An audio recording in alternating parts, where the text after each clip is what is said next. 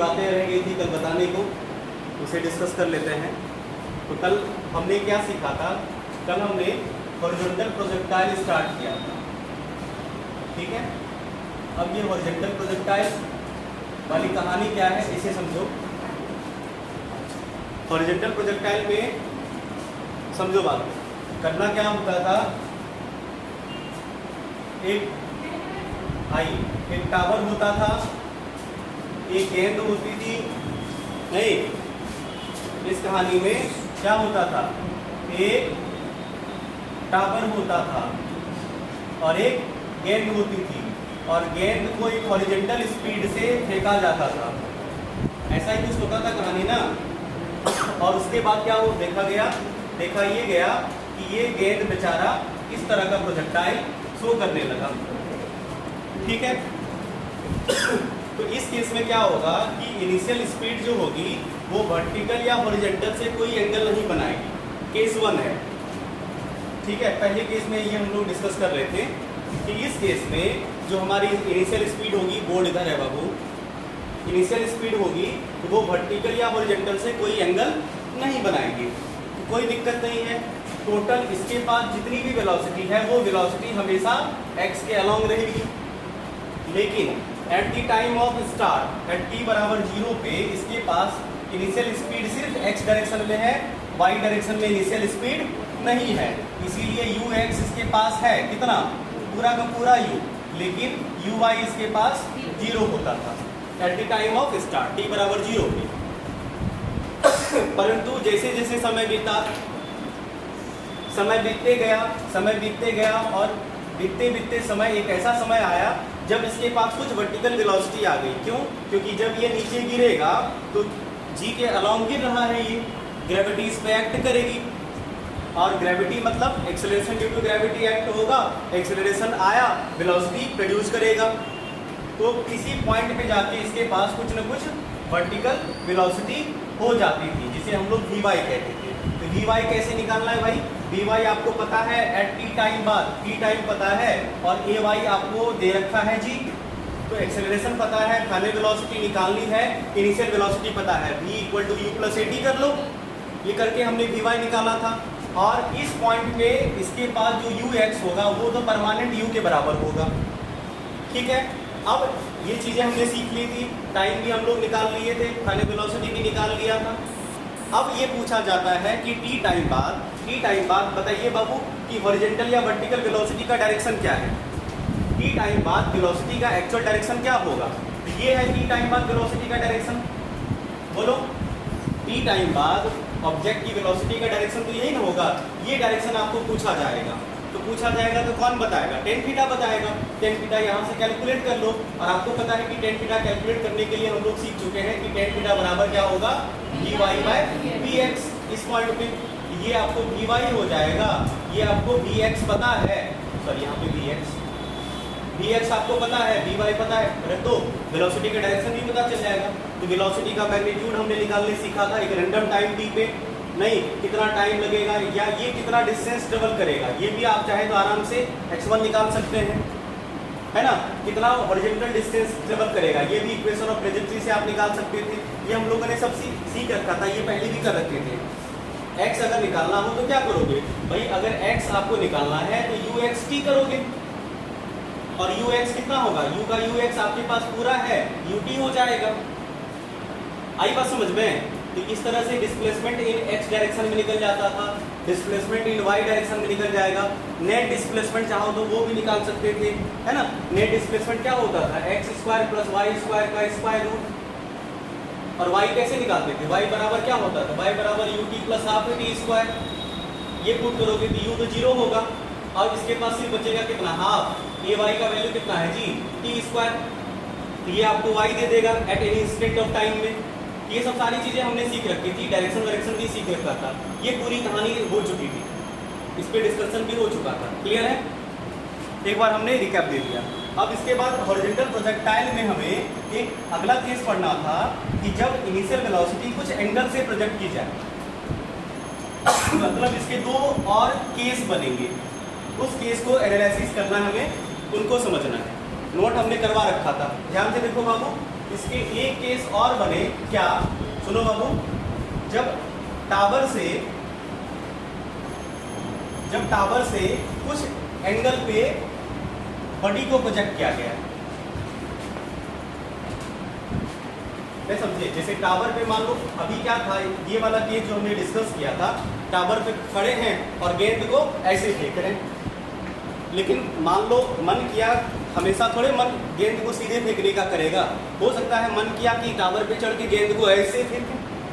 इस केस में क्या होगा कि इनिशियल वेलोसिटी का कुछ न कुछ एंगल होगा, हॉरिजॉन्टल से या वर्टिकल से। तो ये केस ऐसा कुछ बनेगा, आपने क्या किया, इनिशियल वेलोसिटी का कुछ हॉरिजॉन्टल के साथ एंगल बनाया आपने, मान लो थीटा एंगल से आपने प्रोजेक्ट किया, ये बॉल क्या होगा, ये बॉल कुछ ऊपर जाएगा और ऐसा कुछ प्रोजेक्टाइल शो करेगा। बोलो, आई बात समझ में? बोलो।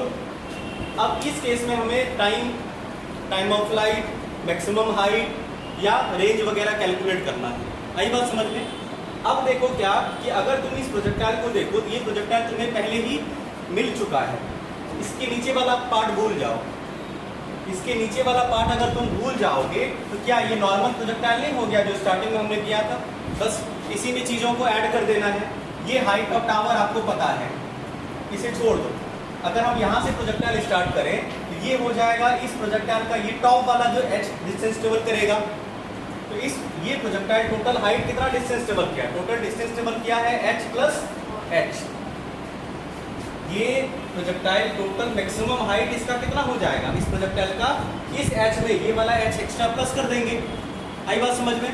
इस पॉइंट पे जाने के बाद भी क्या होगा, इसके पास जो फाइनल वेलोसिटी होगी वो जीरो होगी, वर्टिकल फाइनल वेलोसिटी जीरो होती है, मैक्सिमम हाइट पे फाइनल वर्टिकल वेलोसिटी जीरो होती है। क्लियर है? Very good. अब अगर तुम चाहो ये जो मैक्सिमम h है, h मैक्सिमम ट्रेवल करना है तुम्हें, मैक्सिमम हाइट कितना ट्रेवल किया, पहले ये h निकाल लेते हैं, बाद में हाइट ऑफ टावर या हाइट ऑफ बिल्डिंग आपको दिया ही रहेगा, इसको प्लस कर दीजिएगा, तो ये h निकालते हैं हम लोग।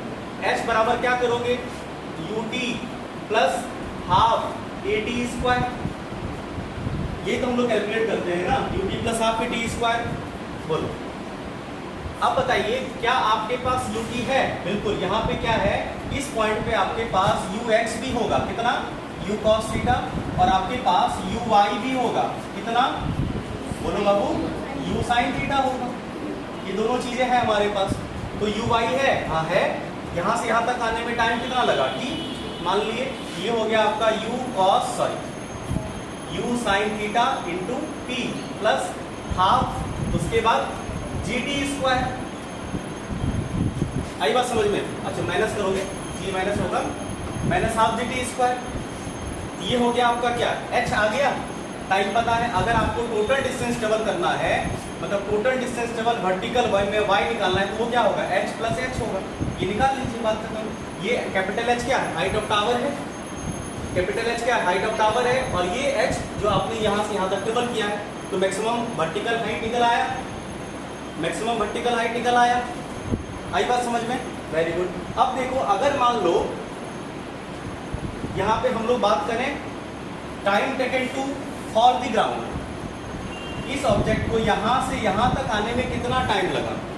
देखो टाइम ऑफ फ्लाइट यहाँ पे क्या होगा कि टाइम ऑफ एसेंट और टाइम ऑफ डिसेंट वाला जो मैटर होगा वो थोड़ा यहाँ पे बदलेगा समझने के लिए, क्योंकि टाइम ऑफ एसेंट तो ये होगा, लेकिन टाइम ऑफ डिसेंट जो है ये आ जाएगा। अब की बार time of ascent time of descent को बराबर मत कर देना, आई बात समझ में? टाइम ऑफ एसेंट को इस केस में टाइम ऑफ एसेंट और टाइम ऑफ डिसेंट को बराबर मत कर देना, थोड़ा चीज़ों को टेक्निकली सोचा भी करो ना। सीधी सी बात है, ऊपर जाने में लगा t टाइम और इतना ही डिस्टेंस नीचे आने में t टाइम लगेगा, लेकिन यहाँ से यहाँ तक टाइम आने में कुछ लगेगा ना। हाँ, तो यहाँ पे मान लो, हाँ ये फिक्स है कि ये टाइम अगर t1 लगा है तो यहाँ से यहाँ तक आने में टाइम t1 लगेगा, लेकिन यहाँ से यहाँ तक आने में कुछ टाइम लगेगा t2। अब की बार जो टाइम ऑफ फ्लाइट होगा वो t1 प्लस t2 होगा, आई बात समझ में? अब की बार जो टाइम ऑफ फ्लाइट आएगा ये t1 प्लस t2 होगा। 2u sin थीटा में जी मत कर देना, ठीक है? कैसे कैलकुलेट करेंगे, आइए कैलकुलेट करते हैं कि ये टाइम कैसे कैलकुलेट करें। चाहे मतलब इस ऑब्जेक्ट को यहाँ से यहाँ तक आने में क्या लगेगा, टोटल टाइम लगा, जिसको टाइम ऑफ फ्लाइट भी कहते हैं आप। आइए ये कैलकुलेट करें। क्या आप ये टाइम हमें बता सकते हैं? बिल्कुल बता सकते हैं। इसे मिटाएं, देखना जो नोट करवाएं उसमें कुछ अगर मॉडिफिकेशन की जरूरत पड़ेगी तो उसको मॉडिफाई करना, हो सकता है कुछ मिस्टेक हो जाए।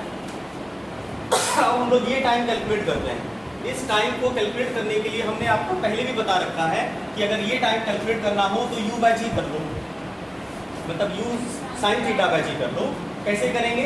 देखो आपको पता है कि v equal to U plus A T होता है और इसी इक्वेशन से t आएगा, समझ रहे बाबू? v equal to U plus A T होता है तो इसी इक्वेशन से t आएगा। अगर हम यहाँ पे वी वाई पुट कर दें, यू वाई पुट कर दें, ए वाई पुट कर दें तो ये t आ जाएगा ना।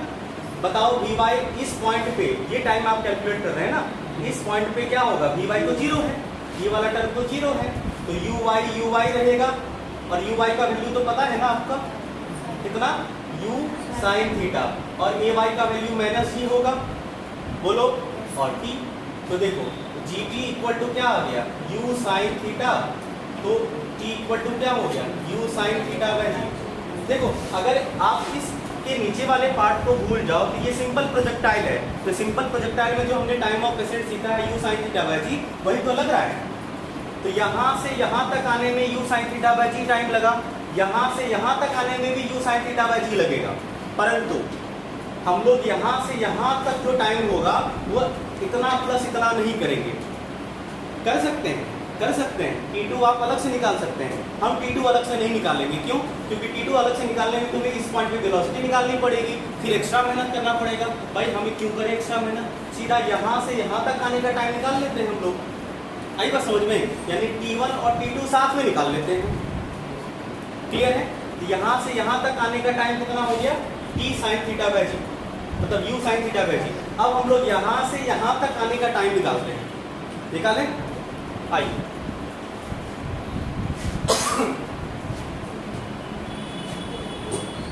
समझना, बात को समझना, जहां भी लगे थोड़ा सा कंफ्यूजन है रुक के पूछ लेना।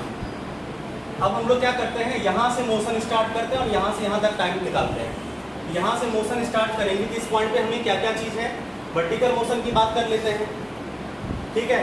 v equal to U plus A T लगा दे, यही वाला लगाए क्या, v है, u है, a है, निकाल देते हैं। इस पॉइंट पे आप नीचे गिरने के केस में v equal to U plus A T लगाते हैं, तो v equal to U plus A T लगाओगे तो वी वाई यू वाई को जीरो, हाँ हो जाएगा, U Y plus A Y T. अब की बार अगर मोशन आप यहाँ से स्टार्ट कर रहे हैं तो आपके लिए यू वाई जीरो होगा, ये बात पता है ना। किसी ऑब्जेक्ट को जब आप ड्रॉप करते हैं तो इनिशियल वेलोसिटी जीरो होती है, तो अब ये ड्रॉपिंग वाला केस आ रहा है, ये यहाँ से गिर रहा होगा तो क्या होगा, यू वाई जीरो होगा, परंतु वी वाई जीरो नहीं होगा, वी वाई जीरो होगा, वी वाई निकालना पड़ जाएगा। तो वी वाई निकाल लेते हैं ना, तो वी वाई इस पॉइंट पे क्या आएगा, वी वाई सीधी सी बात है, अगर ये कितना होगा, ये होगा सेकेंड एस, तो S equal to U T plus half A T square, तो टी आ रहा है ना, S equal to U T plus half A T square करिए, क्योंकि एस आपको पता है एच प्लस एच, तो S equal to U T plus half A T square से करिए। देखो करने का आप किसी से भी कर सकते हैं, यहाँ पे है क्या कि वी वाई मेरे हमें पता नहीं है, इसलिए वी वाई यूज नहीं कर रहे हैं। अगर वी वाई आप निकाल सको तो वी वाई यूज कर लो। S equal to U T plus half A T square से करते हैं, S equal to U T plus half A T square. S की जगह पे क्या रखोगे, ये टोटल एच प्लस एच रखोगे ना, बोलो। ये जो एस है ये क्या है, वर्टिकल डिस्टेंस है, तो यहाँ से यहाँ तक का vertical distance H plus H होगा। अब बोलो U Y T plus half A Y T square, ठीक है। अब ये टी कौन सा टी है, यहाँ से यहाँ तक आने में लगा समय, जिसको मान लो टी डैश मान लेते हैं, यहाँ से यहाँ तक आने में लगा समय टी डैश, ठीक है। अब बोलो इनिशियल वेलोसिटी तो जीरो होगी, ये वाला टर्म खत्म हो गया, क्योंकि ऑब्जेक्ट जब यहाँ से स्टार्ट करेगा तो गिरने वक्त इसकी फाइनल इनिशियल वेलोसिटी तो जीरो होगी, बोलो। तो ये वाला टर्म खत्म हो गया, तो h plus H equal to कितना आ गया, हाफ, है ना, जी टी डैश स्क्वायर। और यही टाइम हमें चाहिए था, तो ये टी डैश स्क्वायर कितना हो जाएगा, ये T dash square equal to H plus H, समझना बात को, बाय जी का स्क्वायर। आई बात समझ में? T dash equal to 2 multiplied हुआ, जी डिवाइड हुआ और टी स्क्वायर के बदले स्क्वायर रूट हो गया। अब यहाँ पे अगर आपसे पूछा जाए कि भाई टाइम ऑफ फ्लाइट बताओ, तो time of flight equal to क्या होगा, टी प्लस टी डैश होगा। यहाँ से यहाँ तक का टाइम और यहाँ से यहाँ तक का टाइम टी डैश, तो ये टोटल टाइम ऑफ फ्लाइट आ गया। तो यहाँ पे बस टाइम ऑफ फ्लाइट आपको क्या रखना है, टी की जगह पे क्या रखोगे, u साइन थीटा बाय जी, और प्लस टी डैश की जगह पे क्या रखिएगा, 2h प्लस h बाय जी। मतलब ये आपको याद नहीं रखना है, प्रोसेस समझना है कि कैसे टाइम ऑफ फ्लाइट निकालेंगे हम लोग। आपको याद नहीं रखना ये सब फॉर्मूला, बिल्कुल याद नहीं। तरीका देखा कि कब कौन सा टाइम कैसे निकाला जाएगा, ये समझ में आया कि कब टाइम कौन सा निकालेंगे, तरीका क्या रहेगा, क्लियर है। अब देखो इसकी जरूरत तुम्हें पड़ेगी, ये जो टाइम ऑफ फ्लाइट है इसकी जरूरत पड़ेगी कब, रेंज निकालने में। क्योंकि अगर आप बात करें रेंज की, तो देखो यहाँ पे जो रेंज होगा ये वाला रेंज नहीं होगा ना, रेंज ये होता है मैक्सिमम हॉरिजॉन्टल डिस्टेंस। तो रेंज निकालने में आपको टाइम ऑफ फ्लाइट का ही हेल्प लेना पड़ेगा बाबू। आई बात समझ में? तो देखो टाइम ऑफ एसेंट वाली कहानी समझ में आ गई, टाइम ऑफ डिसेंट वाली कहानी समझ में आ गई, टाइम ऑफ फ्लाइट वाली कहानी समझ में आ गई, टोटल वर्टिकल मैक्सिमम डिस्टेंस समझ में आ गया, किसी भी पॉइंट पे वेलोसिटी निकालना हो ये समझ में आ गया, बोलो डिस्प्लेसमेंट निकालना हो ये समझ में आ गया। आइए हम लोग अब एक और कर लें, रेंज की बात। ये नोट किया हुआ है, मिटाते हैं इसे नोट नहीं करना है। अब आ जाओ रेंज की बात कर लें। लग रहा हो कि यहाँ पे सर रुक के दोबारा फिर से समझना चाहिए तो बोलेंगे, बोलेंगे टाइम का ही नोट्स करोगे। तरीका कितना फॉर्मूला कॉपी में जितना फॉर्मूला तुम्हारे पास है ये फॉर्मूला याद रख पाओगे क्या?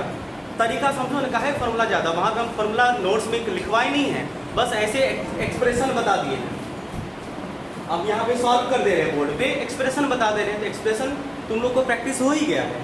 कहा झूठ मूठ का फॉर्मूला बना के टाइम ऑफ फ्लाइट का फॉर्मूला इतना लंबा चौड़ा फॉर्मूला लिख के याद रखोगे, कॉपी में देखेगा भी तो माथा दर्द करेगा। कहा है जब तरीका आपको पता है तो कहा है फॉर्मूला लिख के कॉपी को बर्बाद करना, समझ रहा है ना। आओ रेंज की बात करें, हम वहाँ पे रेंज भी नहीं लिखे हैं, आपको बोर्ड पे लिख दे रहे हैं कि रेंज कैलकुलेट कैसे करेंगे। इस केस में रेंज कैसे कैलकुलेट होगा, तो रेंज कैलकुलेट होगा, रेंज क्या होता है मैक्सिमम हॉरिजॉन्टल डिस्टेंस। तो भाई रेंज क्या है, हॉरिजॉन्टल डिस्टेंस ही है ना, तो हॉरिजॉन्टल डिस्टेंस x बराबर uxt। अब ये x कब बनेगा, x r बनता है कब, जब ये t टाइम ऑफ फ्लाइट बन जाता है, हम सिखा चुके हैं। अब बोलो ये t कहाँ से लाए, वहां से कोट किए थे, याद है, t बराबर t प्लस टी डैश, और ये t होता था u sine theta by g plus square root 2h plus h by g। अब बोलो यहाँ भारी भरकम फॉर्मूला डालोगे, फिर यहाँ पे ये पुट करोगे ux की जगह पे u cos theta into u sine theta by g plus बोलो 2h plus h by g। क्या तुम्हें लगता है ये फॉर्मूला जिंदगी में कभी याद रहने वाला है? करना ही नहीं, क्या फॉर्मूला याद करोगे? ये फॉर्मूला क्यों याद करोगे भाई? आपको पता है कि रेंज का मैटर क्या है। रेंज का मैटर अगर x टाइम ऑफ फ्लाइट, यहाँ पे t के जगह पे टाइम ऑफ फ्लाइट हो जाएगा तो ये x रेंज बन जाएगा। और ये टाइम ऑफ फ्लाइट कैसे कैलकुलेट करते हैं हम लोग सीख चुके हैं, क्या फॉर्मूला याद रखोगे? हाँ, ये समझना है कि कैलकुलेट कैसे करना है, ये समझ पाए कैसे एक्सप्रेशन निकालना है, कैसे कैलकुलेट करना है, क्लियर है? Very good. तो ये था आपको कौन सा वाला, जब up with angle theta horizontal projectile हो किसी टावर से, आप h हाइट के टावर से जब हॉरिजॉन्टल प्रोजेक्टाइल करते हैं कुछ एंगल थीटा बना के, उस केस में कहानी कैसे बदलती है, क्लियर है? इसका एक और केस बाकी है, जब हम लोग डाउनवर्ड करते हैं, जब इसी को नीचे फेंकने का मन करे तो क्या करेंगे, ठीक है? इस बार एक्सप्रेशन कैसे बनाते हैं, time of flight, time of accent, total time, horizontal range, vertical height कैसे कैलकुलेट करते हैं, तरीका समझ गए ना? अब आप लोग हमें बताइएगा कि सर ये करिए, वो करिए, ये करिए, वो करिए, बिठाए इसे। चलो अगला केस, कॉपी में वैसे नोट करवा दिया हमने।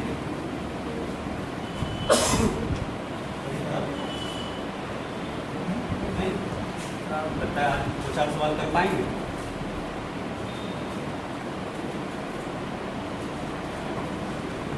आज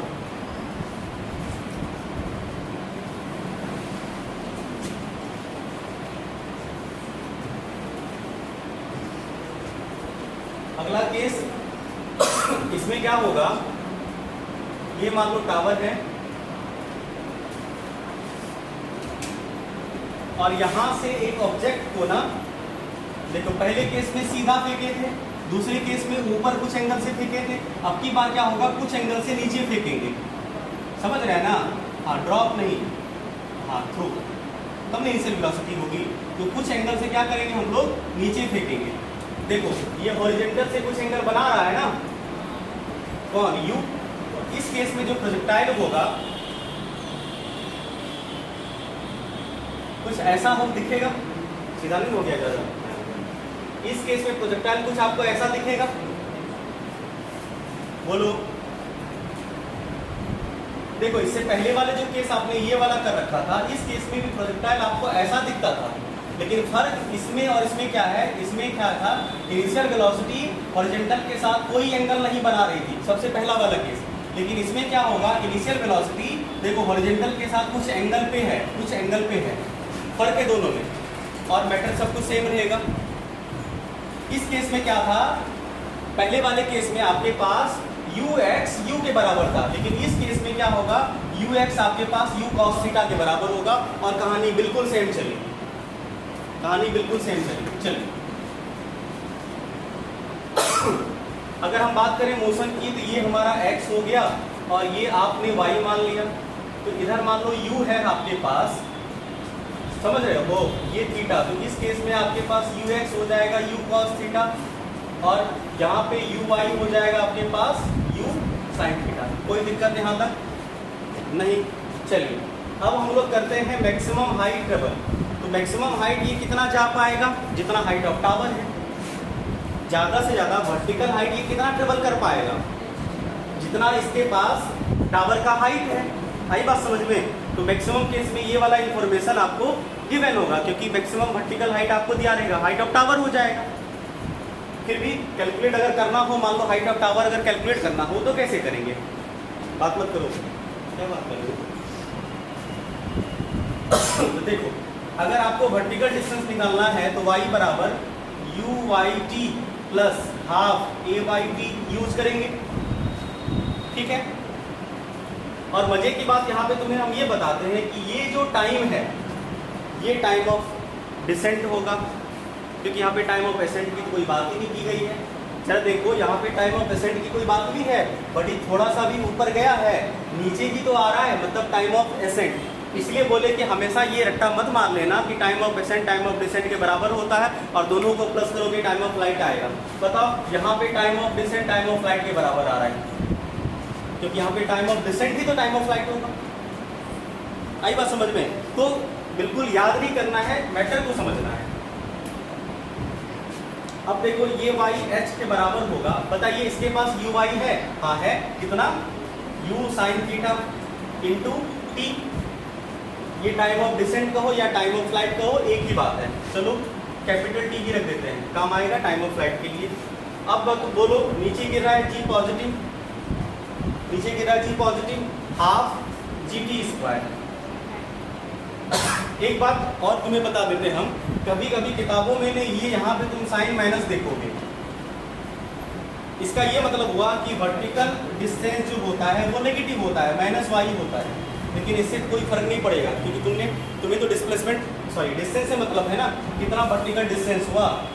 ये माइनस साइन अगर किताबों में लिखा रहे तो आपको ये समझना है, समझना क्या, इसका मतलब ये होता है कि आप डाउनवर्ड गए हैं। ये किस चीज़ को दिखा रहा है कि जो डिस्टेंस ट्रेवल हुआ है इन दी डाउनवर्ड डायरेक्शन, ये बस इसी चीज़ को सिग्निफाई करता है और कुछ खास बात नहीं है। क्लियर? वेरी। तो इसको हम लोग कैरी नहीं करते, सीधा समझ लेते हैं। तो हो गया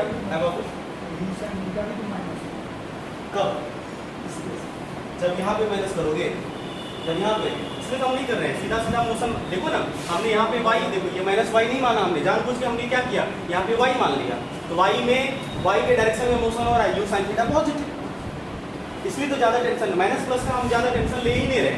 और तुम्हें भी ज़्यादा लेना नहीं है, क्योंकि मोशन का कंप्लीट आइडिया तुम्हें है कि किधर नेगेटिव, किधर पॉजिटिव, किधर डाउनवर्ड, किधर अपवर्ड, किधर राइटवर्ड, किधर लेफ्टवर्ड।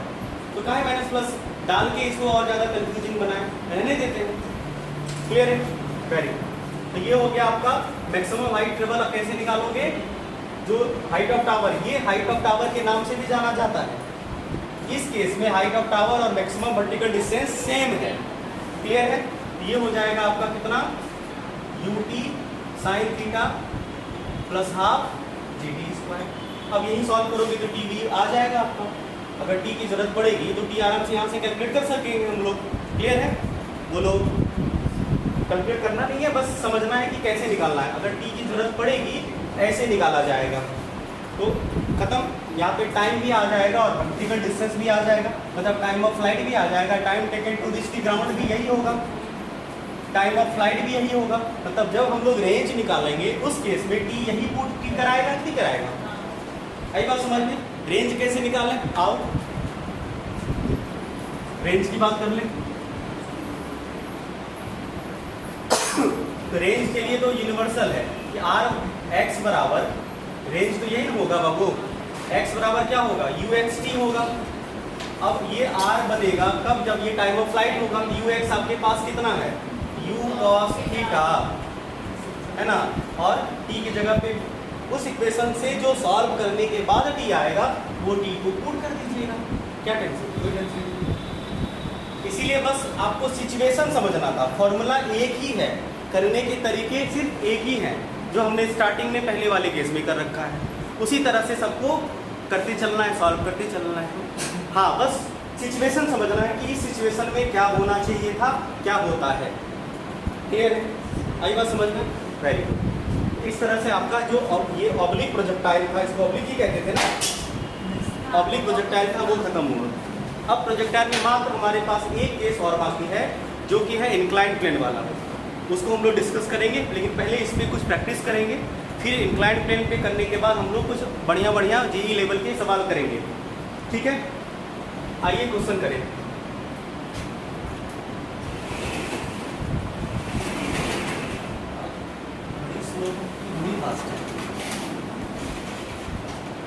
चलो, पहला वाला सवाल,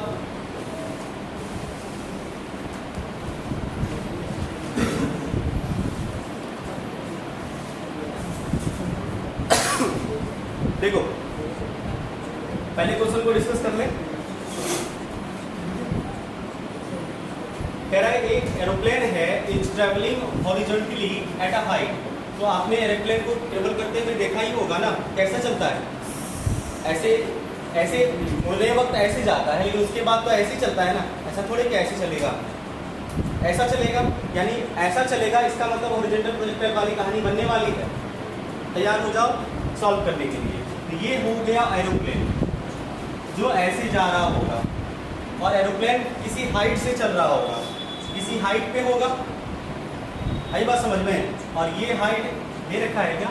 हाँ, 2000 मीटर है, मतलब 2 किलोमीटर कह सकते हैं, या 2000 मीटर के ऊपर से एरोप्लेन उड़ रहा है आराम से। ठीक है? उसके बाद क्या हुआ? From ground the aeroplane when at a point P। Aeroplane जब P पॉइंट पे था, तो मान लो ये पॉइंट P है जहाँ से सिचुएशन स्टार्ट हुई। ये तो जा रहा है ना P पॉइंट पे। जब ये था एरोप्लेन, जब एरोप्लेन P पॉइंट पे था, तब भी उसकी दूरी कितनी होगी? 2000 मीटर होगा। P पॉइंट पे था, ड्रॉप अ बम, एक बम गिराना है इसे। अभी इसे बम गिराना है प्लेन से। मान लो हिरोशिमा नागासाकी पे बम गिराना नहीं, चलो कोई बात नहीं, मान लो बाद में तुम लोग पढ़ लेंगे आतंकवादी वगैरह बना, तो कम से कम इस बात का ख्याल रखना कि किस एंगल पे बम गिरेगा, कहाँ पे गिराएंगे तो कहाँ पे गिरेगा। तुम ये बताओ, अगर तुम यहाँ पे बम ड्रॉप कर दोगे, क्या लगता है यहाँ पे बम गिरेगा ना? या मान लो बढ़ के बढ़िया तुम हाई क्वालिटी का पैलेटे बना, तो थोड़े कि आतंकवादी बम गिराता है, सेना भी बम गिराती है। अब मान लो नहीं, तो कोई बात नहीं, बाढ़ के दिन में तुमको फूड पैकेट बिक्री नहीं बांटना होता है, तो उस केस में हेलीकॉप्टर से फूड पैकेट गिराया जाता है ना। वो लोग ले होता है, जहाँ पे आदमी देखा वहाँ पे फूड पैकेट छोड़ता है और गिरता है बगल में जाके नदी में। गिरेगा ही ना। देखो कैसे, तो यहाँ पे है क्या कि इसको drop a bomb to hit the stationary target Q. एक क्यू टारगेट है जिसको हिट करना है on the ground. In order that bomb hits the target what angle must be incline. अब है क्या कि यहाँ पे अगर इसे बम छोड़ना है वर्टिकली छोड़ देगा तो ये यहाँ पे नहीं गिरेगा, तो इसे कुछ एंगल पे ये अगर प्रोजेक्ट कर दे ना, कुछ एंगल से फेंक दे, तो क्या होगा कि ये टारगेट पे पहुँच जाएगा, जो भी टारगेट जहाँ पे है उसे पहुँच जाएगा। हमसे यही पूछा जा रहा है कि किस एंगल से वो बम को ड्रॉप करे ताकि वो टारगेट क्यू को हिट कर पाए। आई बात समझ में? Very good.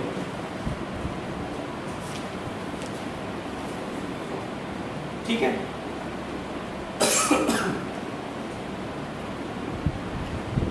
चल किस स्पीड से रहा है? ये दे रखा है, अच्छा दे रखा है, अब बता देते हैं 100 मीटर पर सेकंड। आया बाबू, दे रहे हैं ना, लो ना, बोले थे सवाल को नहीं बनाना है तभी ना। 100 मीटर पर सेकंड, ठीक है, ये अब दे रहे हैं 100 मीटर पर सेकंड की स्पीड से ये चल रहा है। अब देखो सिंपल सी बात है कि पूछा ये गया है कि किस एंगल से ये क्या करे, बम को ड्रॉप करे। तो मान लो ये जो बम को ड्रॉप कर रहा है वो एंगल कुछ है थीटा, कुछ एंगल थीटा है। इससे आप वर्टिकल से भी मान सकते हैं, हॉरिजॉन्टल से भी मान सकते हैं। चलो अगर ज़्यादा दिक्कत है तो इससे मान लो, एक ही बात है, ये 90 माइनस थीटा हो जाएगा। बोलो बिल्कुल। अब क्या होगा, ये प्रोजेक्टाइल कैसा बनाएगा? जा तो ऐसे रहा है ना, ये प्रोजेक्टाइल कुछ ऐसा बनेगा, प्रोजेक्टाइल कुछ ऐसा बनेगा, बोलो। और ये जो होगा क्या होगा कि इस एंगल से अगर छोड़ेगा तो ये जहाँ पे टारगेट है उस टारगेट को हिट कर लेगा, आया ना? बिल्कुल।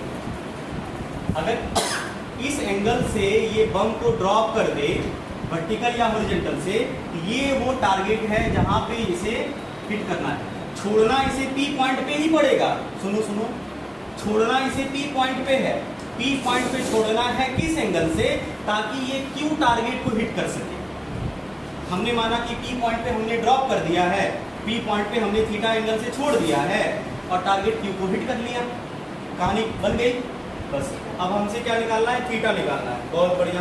थीटा निकालने के लिए क्या करना है तुम्हें? अगर ये वैल्यू निकाल लो, ये वैल्यू निकाल लो और ये वैल्यू निकाल लो, काम बन जाएगा ना। टेन थीटा लगा दोगे तो मतलब ये वैल्यू तो भगवान ने दे ही रखा है आपको, बस ये निकालना है। और ये वैल्यू क्या कहलाता है दोनों प्यारे बच्चों? रेंज कहलाता है। इसमें रेंज ही निकालना था। आओ रेंज निकाले। रेंज के लिए क्या होगा? x बराबर UXT लगाओगे, बोलो। अच्छा टाइम तो निकालना पड़ेगा, टाइम निकालना पड़ेगा ना। हाँ बिल्कुल। ये टाइम देखो, अभी जस्ट हमने सिखाया है कि ये टाइम तुम्हें कैसे निकालना है। तो ये देखो टोटल डिस्टेंस तुम्हें पता है, टाइम तुम्हें s equal to ut plus half at square दे देगा। और ये u क्योंकि जीरो है, इसीलिए क्या होगा? हाफ gt स्क्वायर, मतलब t बराबर इन शॉर्ट यहाँ से आ जाएगा आपका कितना? 2h/g का स्क्वायर आएगा। बोलो हाफ टू स्क्वायर। पहले समझो, ये t आएगा, यही टाइम लगेगा। कैलकुलेट कर ले इसे, t कितना लगेगा? t कितना है? 2 × 2000/g का वैल्यू 10 का स्क्वायर। एक जीरो से एक जीरो खत्म, 2 × 400 मतलब 20 सेकंड आया। तो 20 सेकंड में ये टारगेट को हिट करेगा पक्का। तो चलो x बराबर r निकालना है, तो ux कितना है भाई? तो निकालना है तुम्हें u cos theta. u cos theta नहीं होगा, ux 100 मीटर पर सेकंड होगा। क्यों? क्योंकि इसके पास सिर्फ और सिर्फ वर्टिकल वेलोसिटी है, सॉरी हॉरिजॉन्टल वेलोसिटी है। कुछ एंगल से तो ये है ही नहीं। हमने देखो यहाँ पे दो, एक एरोप्लेन है, ये एरोप्लेन की स्पीड है, और ये बम है। एरोप्लेन नहीं है ये, हाँ बम है रे। बहुत बच्चा सोच रहा होगा कि एरोप्लेन मिसाइलें ठोकते हैं, तो मिसाइल तो बम होता है ना। एरोप्लेन बम गिरा के भाग चुका है हॉरिजॉन्टल वेलोसिटी से, और बम गिरा है इस एंगल पे। आई बात समझ में? तो ये बम है, बम की वेलोसिटी से तुम्हें कोई मतलब नहीं है, जरूरी नहीं है। आई बात समझ में? तो ये एरोप्लेन है, और एरोप्लेन से अगर कोई चीज गिरेगा या खुद अगर एरोप्लेन गिरेगा तो उसको इस पॉइंट तक आने में टोटल 20 सेकंड लगेगा। अगर मान लो ये बेचारा यहाँ पे एरोप्लेन गिर जाता, एरोप्लेन को लगता है 20 सेकंड गिरने में, या एरोप्लेन में रखा हुआ बम फूड पैकेज कुछ भी गिरेगा तब भी उसको टाइम लगेगा कितना, 20 सेकंड। क्लियर है? अब हमें निकालना है आर। ये आर बराबर क्या होगा, यूएक्स। यूएक्स का वैल्यू तो यू के बराबर ही होगा जो कि 100 और टाइम लगेगा कितना, 20। इसका मतलब ये भी हो गया 2000। वाह वाह, कमाल हो गया, 2000 मीटर। और आपको पता है कि जब दोनों 2000 होगा तो एंगल कितना होता है, 45। ये एंगल कहो या ये एंगल कहो, एक ही बात है। एंगल कितना हो जाएगा, थीटा एंगल 45। इसका मतलब 45 से अगर वो बम को फेंके तो एग्जैक्ट टारगेट को वो 20 सेकंड में हिट कर लेगा। मैटर समझ पाए? बोलो, दोबारा बताना है क्या, बताना है क्या, बताना है? बम कैसे गिरा फिर से बताते हैं, एक बार समझो, दोबारा एक्सप्लेन कर देते हैं। कहानी पहले समझ लो। कहानी क्या है कि ये एक एरोप्लेन जा रही है 100 मीटर पर सेकंड की स्पीड से हॉरिजॉन्टली, ठीक है। एरोप्लेन में बैठा आदमी को मन किया कि यहाँ पे क्यू एक टारगेट है जिसको हमको बम गिराना है, ठीक है। उसका कपार फोड़ना या ईटा पत्थर गिराना है, सर फोड़ना उसका। तो यहाँ पे अगर ये सिंपल ड्रॉप कर देगा ना तो ये चुपचाप नीचे गिर जाएगा कहीं न कहीं जाके। अब हमें पी पॉइंट पे ड्रॉप करना है, तो पी पॉइंट पे किस एंगल से ड्रॉप करें ताकि ये क्यू टारगेट को एग्जैक्ट हिट कर ले। तो हमने मान लिया कि वर्टिकल या हॉरिजॉन्टल से, वो एंगल आपके मन पे डिपेंड करता है क्या निकालना है। हमने मान लिया कि वर्टिकल से थीटा एंगल पे बम को प्रोजेक्ट किया जा रहा है, बम को छोड़ दिया जा रहा है, ठीक है, जिससे ये क्यू टारगेट को हिट करेगा। तो कहानी कुछ ऐसी बनी। अब हमें ये एंगल निकालना है। अगर राइट एंगल ट्रायंगल में कोई एंगल अगर आपको निकालना हो तो ये राइट एंगल ट्रायंगल है, पी और बी में रिलेशन पता चल जाए तो काम बन जाएगा, tan थीटा से एंगल निकल आएगा परपेंडिकुलर बाय बेस। तो देखो ये आपको पता है कितना, 2000 मीटर। तो बेस का काम ये करेगा और यहाँ पे ये काम करेगा किसका, परपेंडिकुलर का। और परपेंडिकुलर के लिए वैल्यू, ये वैल्यू क्या कहलाएगा, दिखने से लग रहा है कि ये प्रोजेक्टाइल का रेंज है, दिखने से तो यही लग रहा है कि ये प्रोजेक्टाइल का रेंज है। तो क्यों ना प्रोजेक्टाइल का रेंज निकाल लें। तो प्रोजेक्टाइल का रेंज निकालने के लिए यूएक्स करना पड़ेगा हमें। यूएक्स ये वैल्यू क्या है, यूएक्स ही तो है, ये वैल्यू क्या है यूएक्स। जब आप हॉरिजॉन्टल प्रोजेक्टाइल होता है तो इसकी जो इनिशियल वेलोसिटी होती है वो पूरी की पूरी एक्स में ही होती है। तो यूएक्स 100 है, ये टी क्या है, यहाँ से यहाँ तक लगने में जो टोटल टाइम लगा है, जिसको टाइम ऑफ फ्लाइट भी आप कह दो या जो भी कह दो। ये टाइम कैसे निकालेंगे, इसके लिए s = ut + ½ क्योंकि ये वर्टिकल डिस्टेंस हमें पता है कितना, 2000। इनिशियल वेलोसिटी कितनी है, ये uy होगा ना, uy तो 0 है, इसलिए ये वाला टर्म 0 हो गया। बचा कितना, ½ a/t²। ½ a/t² से t² बराबर क्या होगा, 2 × s, s मतलब h, तो 2 × h/g, तो 2 × h/g²। इसे सॉल्व करेंगे तो t बराबर 20 सेकंड आया और इसी 20 सेकंड को यहाँ पे पुट कर दीजिएगा। ux का वैल्यू 100 है, t का वैल्यू 20, आया कितना, 2000 मीटर। तो ये भी वैल्यू 2000 मीटर और ये भी वैल्यू 2000 मीटर। तो हमको निकालना है क्या, थीटा। तो थीटा बराबर tan थीटा यूज कर लो, tan थीटा बराबर p/b यूज करोगे, 2000/2000 बराबर 1, मतलब थीटा बराबर 45 डिग्री। क्लियर है? छापना है तो छापिए।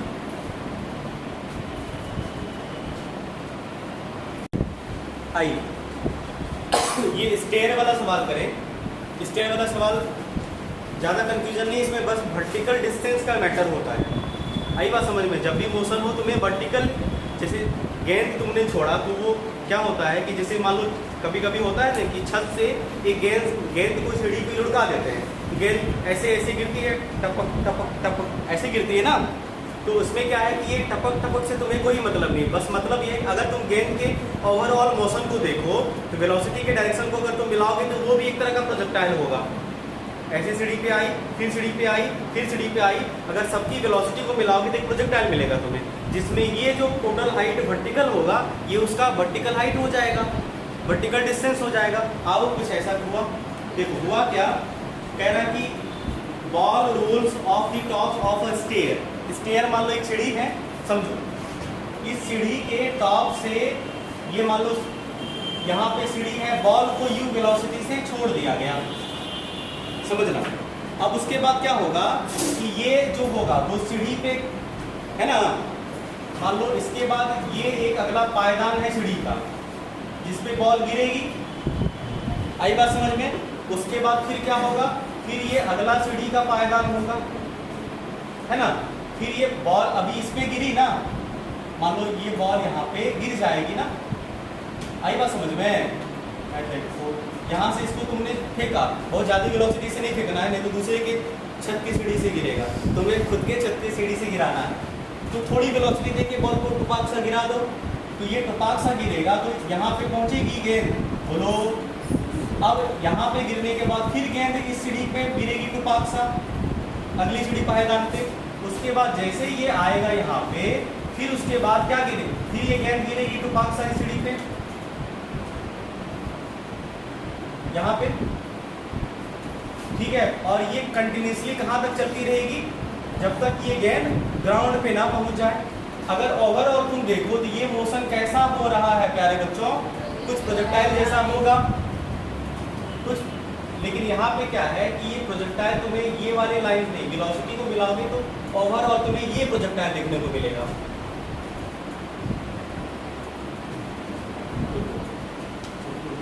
ज्यादा सीढ़ी बना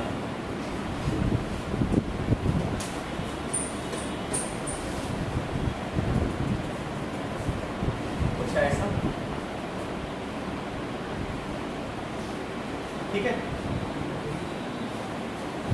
और मान लो ये ग्राउंड पे पहुंच गया, अब क्या होगा कि गेंद को तुमने यू वेलोसिटी से फेंका, कह रहे बॉल रोल्स ऑफ, रोल मतलब गिर रहा है, rolls off top of a stairway with horizontal velocity U, U horizontal velocity से। If each step has height h, हर स्टेप की हाइट कितनी है, h है। और जो विड्थ है, विड्थ मतलब ये जो चौड़ा है ना, वे चौड़ा कितना है, b है, ये b चौड़ा है। अब हमसे ये कहा गया कि ये n टाइम्स, n बार टप्पा खाया और ग्राउंड पे गिरा, ये ग्राउंड पे गिरने वक्त कितना टप्पा खाया, एक टप्पा, n टाइम्स टप्पा खाया। तो बोलो वो n कितना होगा, h और v के फॉर्म में वगैरह आएगा, ठीक है। तो अगर तुम ध्यान से देखो, ये प्रोजेक्टाइल जो फाइनल होगा ना, ये फाइनल प्रोजेक्टाइल कुछ ऐसा होगा जब ये ग्राउंड पे गिर जाएगी, कुछ ऐसा होगा। सारी वेलोसिटी को अगर मिलाओगे तो ये ऐसा ही कुछ बनेगा, कंप्लीट। क्लियर है? हमको क्या समझना है कि हमको इस प्रोजेक्टाइल से सिर्फ और सिर्फ मतलब है ये टोटल हाइट से। तो बोलो एक टप्पा खाया, एक h, दो टप्पा खाया, दो h, तीन टप्पा खाया, तीन h, n टप्पा खाया, कितना h, यानी टोटल वर्टिकल डिस्टेंस कितना हो जाएगा प्यारे बच्चों, NH होगा, बिल्कुल। तो टोटल वर्टिकल डिस्टेंस जो आपको कैपिटल H आने वाला है वो n टाइम्स ऑफ h आने वाला है। क्लियर? वेरी गुड, है ना। उसके बाद सुनो, अब ये तो वर्टिकल की बात हो गई, क्या लगता है हॉरिजॉन्टल में कुछ नहीं गया है, ध्यान से देखो बाबू बोर्ड को, हॉरिजॉन्टल में b गया है, फिर उसके बाद b गया है, फिर b गया है, और टोटल कितना गया, NB। ये तो y में, ये y मोशन में। अगर x मोशन में बात करें,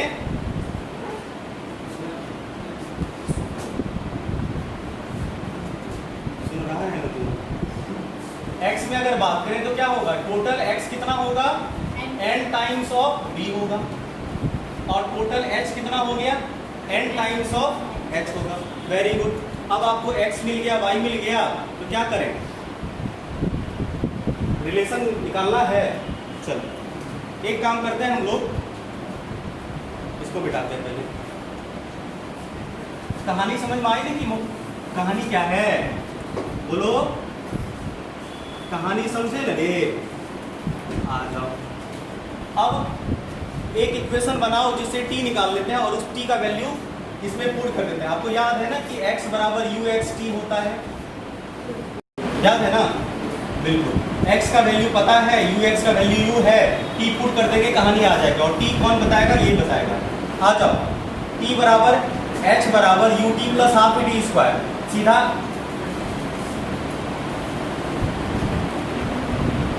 देखो, s बराबर बार बार करवा रहे हो, ut plus half T square करोगे ना, s में अगर ये h होगा मतलब y होगा तो ये क्या होगा, uyt, बोलो बाबू, plus half ay T square होगा ना।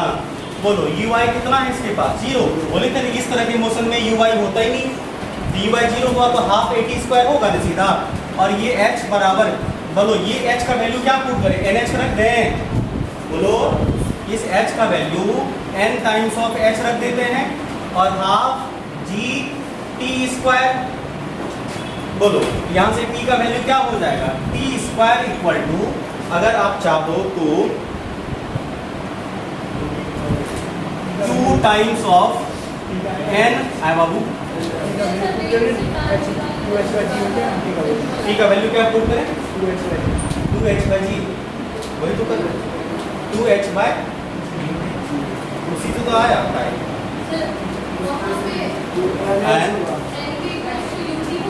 हाँ NB इक्वल टू UT होगा, U तो पता है T, अच्छा उससे निकाल के इसमें पुट कर दें। हाँ चलो और भी बढ़िया, एक ही बात है। हाँ ठीक बोल रहे, ये एक इक्वेशन बना। और बोलो x बराबर UXT होता है ना, बोलो x बराबर UXT होता है, तो बताओ x का वैल्यू कितना है, NB, x का वैल्यू NB, u का वैल्यू कितना है, ओनली u है, और t का वैल्यू t, यहाँ से t निकालो, t बराबर क्या हो जाएगा, t बराबर NB/u, यहाँ पे पुट कर देते हैं, ठीक है। तो NH equal to half G, t का वैल्यू क्या हो जाएगा, t का value n times of b/u का स्क्वायर, कोई दिक्कत नहीं, वेरी गुड। अब जो कट्टो कट्टो हो रहा है कट्टो कट्टो करो, बाकी n आ जाएगा तुम्हारा, एक n बचेगा। आ जाओ बाबू, पहले समझो, अब क्या करेंगे, n times of h equal to half G n square, और उसके बाद क्या है b स्क्वायर/u²। बोलो, एक n से एक n खत्म हो गया, अब तुम्हें क्या चाहिए, n चाहिए, बोलो बोलो, ये g हाफ था ना, g/2 करते हैं इसे। अब देखो क्रॉस मल्टीप्लिकेशन करोगे, ये क्या होगा, GNB² इक्वल टू 2HU²। बोलो, अब तुम्हें सिर्फ n चाहिए था, तो n इक्वल टू क्या हो गया, n इक्वल टू 2HU²/GB²। ये रहा तुम्हारा एक्सप्रेशन, ऐसे सॉल्व करते हैं। छापिए, दोबारा अगर बताने का पूछने का मन करे तो पूछिए, छाप लीजिए बढ़िया से।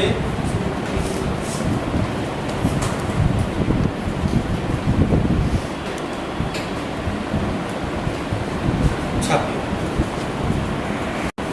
सवाल आसान है, बिल्कुल फॉर्मूला बेस्ड सवाल है। A body is throne horizontally from a top of tower, वही वाली कहानी है कि ये टावर से हॉरिजॉन्टली फेंका गया, ठीक है, h हाइट के टावर से, and strike the ground after 3 second, और ये ग्राउंड को स्ट्राइक किया कितना, 3 सेकंड में, एट एन एंगल 45। देखो जब ये ग्राउंड को स्ट्राइक करेगा, याद करो जब ये प्रोजेक्टाइल होता था, समझो, तो ग्राउंड को जब ये स्ट्राइक करता है तो ग्राउंड से वेलोसिटी कुछ एंगल बनाती है, ग्राउंड से वेलोसिटी कुछ एंगल बनाती है, और ये एंगल कितना है, 45 डिग्री। बढ़िया है, इसका मतलब पता है तुम्हें क्या हिंट मिल गया, तुम्हें हिंट मिल गया कि tan थीटा बराबर Vy/Vx, याद आया, इसमें तुम्हें हिंट मिल गया, ये इससे tan थीटा पता है, Vy और Vx में रिलेशन आ गया तुम्हें।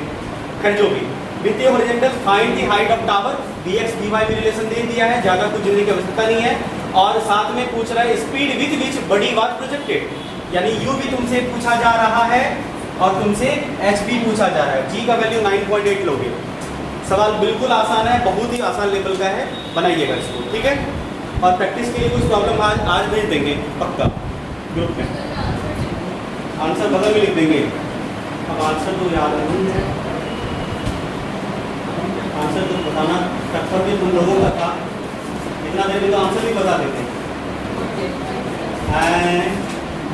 इतना देर में तो आपको इसका आंसर भी बता देते, इतना आसान सवाल है। चलो आंसर भी बता देते हैं। आंसर इसका हो जाएगा, क्या पूछ रहा है इसमें,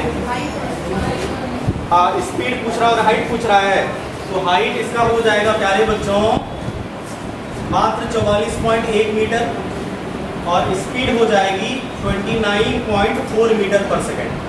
ये रहा इसका आंसर, क्लियर है, सॉल्व करिएगा और बनना चाहिए सबसे जिन्होंने पूरे चैप्टर को समझा अच्छे से, ठीक है।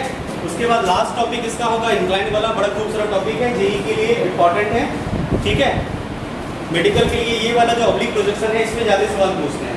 जेई के लिए अगला टॉपिक जो होगा वो स्पेशली जेई के लिए होगा आपका, ठीक है। इंक्लाइन वाला वो जेई पूछता है ज़्यादा, उसको डिस्कस करेंगे हम लोग, ठीक है। मिलता है मंडे को, कल छुट्टी रहेगी, तब तक होमवर्क आप लोगों को मिल जाएगा, उसे बनाइएगा। और कल इस टॉपिक का प्रोजेक्टाइल का डॉट या इसमें जिसको दिक्कत है, अभी तक जो क्लासेस हुई है प्रोजेक्टाइल की, इसमें जिसको दिक्कत है उसके लिए टाइम है 4 से 6। उसमें आके आप अपनी प्रॉब्लम को सॉल्व कर सकते हैं, चाहे वो न्यूमेरिकल बेस्ड हो, कंसेप्चुअल बेस्ड हो, या जो भी चीज़ें हैं। 4 से 6 अगर इस टॉपिक 4 से कल नहीं आओगे, इसके बाद कोई प्रोजेक्टाइल से रिलेटेड डिस्कस हम लोग जितने पुराने बच्चे हो नहीं करेंगे हम।